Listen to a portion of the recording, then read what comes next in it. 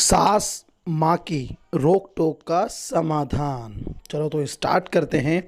बहू कहाँ जा रही हो? रत्ना जी बोली, मम्मी बाज़ार से कुछ सामान लाना था। प्रिया बोली, बहू ऐसे बाज़ार में अकेले जाना अच्छा नहीं लगता। रत्ना जी ने कहा, पर मम्मी जी कुछ ज़रूरी काम है। प्रिया बोली, तो मुझे बता दे, तुम्हारे ससुर जी से मंगवा दूंगी। बहू बेटियों को ऐसे घूमना शोभा नहीं देता।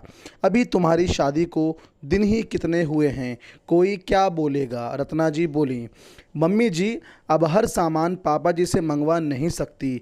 ये भी 15 दिन में आते हैं और शादी के पहले भी अकेले जाती थी, तो अब क्या समस्या है? प्रिया बोली, बहू अब शादी हो गई है तो ऐसे घूमना सही नहीं और ना मुझे पसंद। रत्ना जी तुनक कर बोली, मम्मी जी पड़ोस की सोम्या के साथ चली जाती हूँ। प्रिया ने कहा, बहू तुमने तो जिद सी पकड़ ली है। जब मना कर दिया तो समझ नहीं आता। अनुज आए तब चली जाना, मेरी तो आज हिम्मत नहीं, बाद में ले चलूँगी। रत्ना जी बोली, रहने दीजिए, मुझे नहीं जाना, कहकर प्रिया अपने कमरे में चली गई। रत्ना जी और कमल जी के 2 बच्चे अनुज और अमिता। अमित की पहले शादी हो गई। अनुज की शादी प्रिया से 6 महीने पहले ही हुई। अनुज की नौकरी दूसरे शहर में होने के कारण वो वहीं रहता। 15 दिन में आता। प्रिया को रत्ना जी ने यह कहकर रोक लिया कि नई बहू है और अनुज के साथ बाद में चली जाएगी। शाम को अनुज से बात करते हुए अनुज बोला, क्या बात है, आज उदास लग रही हो?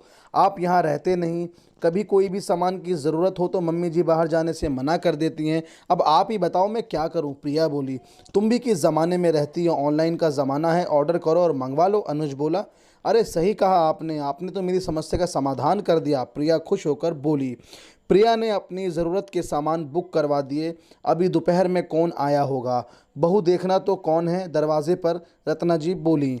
प्रिया दरवाजे पर आती है तो डिलीवरी बॉय होता है। सामान लेकर प्रिया अंदर आती है। ये क्या है बहू? रत्ना जी बोलती हैं, कुछ नहीं मम्मी जी, कुछ सामान चाहिए था तो मैंने मंगवाया है, कहकर प्रिया कमरे में चली जाती है।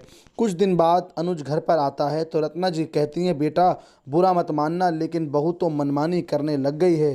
क्यों माँ, क्या हो गया? अनुज ने पूछा। बेटा कभी कोई सामान देने आता है तो कभी लेने, यह कोई तरीका होता है? रत्ना जी बोली, माँ इसमें गलत क्या है? प्रिया आपके साथ रह रही है ना, नए घर में रहते हुए वह धीरे धीरे अपने आप को व्यवस्थित कर रही है, लेकिन उसकी स्वयं की भी ज़रूरत है। वह हर काम के लिए आपको और पिताजी को नहीं कह सकती।